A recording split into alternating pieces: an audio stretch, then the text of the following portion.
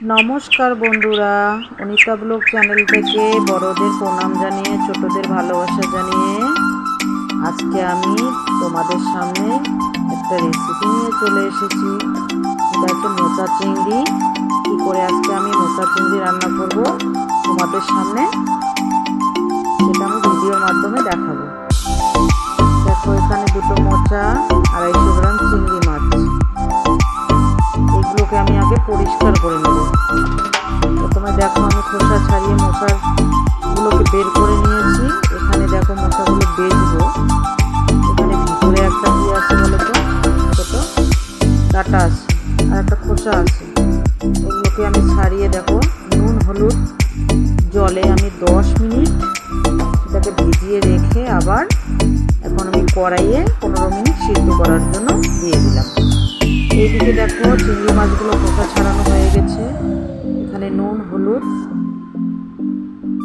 মেখে আমি আগে চিংড়ি মাছগুলোকে একটু হালকা করে ভেজে নেব। এদিকে আমার কড়াইটা গরম হয়ে গেছে। এখানে আমি সর্ষের তেল দিয়ে, তেলটা গরম হয়ে গেছে। এখন আমি চিংড়ি মাছগুলো ভেজে নেব। মাছগুলোকে আমি ভেজে নিয়ে মোটামুটি আমার ভাজা হয়ে গেছে। বেশি ভাজবো না, কড়া করে ভাজবো না, হালকা করে ভেজে নেব। এদিকে আমার চিংড়ি মাছ ভাজা হয়ে গেছে, এখন আমি তুলে নেব।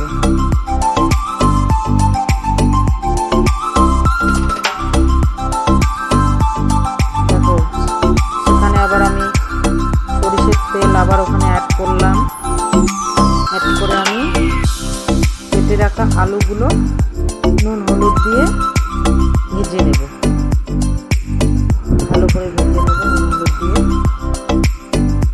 আর একদম মোটামুটি 2 মিনিটের মতো ভাজবো। আলুগুলোকে আমি তুলে নিয়ে এখন আমি ওই কড়াইয়ে আবার একটু তেল অ্যাড করব।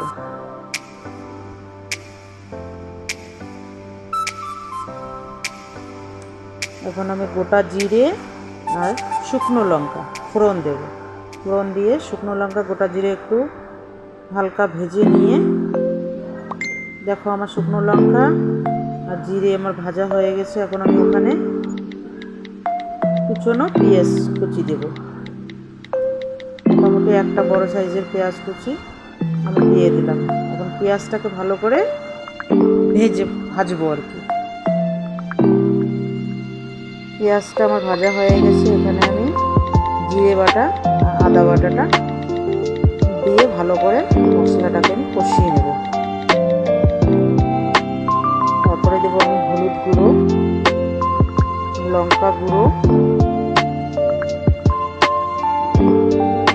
দিয়ে এখন মশলাটা সামান্য একটু জল দিয়ে মশলাটাকে আমি কষিয়ে নেব কিছুক্ষণ,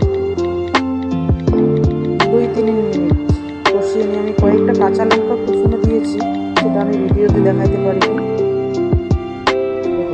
3-4টা আমি কাঁচা লঙ্কা দিয়েছি, কারণ একটু ঝালটা আমরা বেশি খাই। এখন দেখো ভাজা আলুগুলো দিয়ে দিলাম, দিয়ে মশলার সাথে ভালো করে কষিয়ে নেব।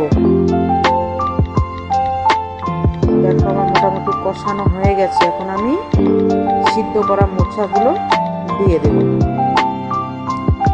মোচার সাথে ভালো করে মশলাটাকে মিশিয়ে তারপর আমি লবণ দিয়ে দেব, স্বাদ মতো লবণ দিয়ে এখন আমি ঢাকা দিয়ে কিছুক্ষণ রাখবো।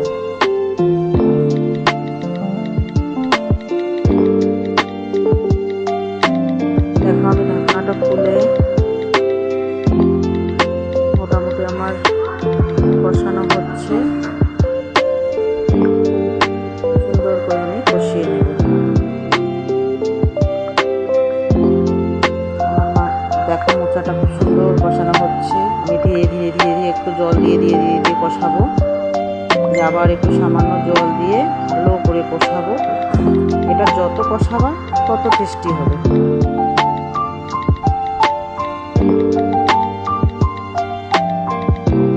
এখন আমি চিংড়ি মাছগুলো দিয়ে একটুখানি কষাবো। কষিয়ে আমার দেখো হয়ে আসছে। এখন আমি গরম মশলা দিয়ে একটুখানি রেখে দেখো আমার কিন্তু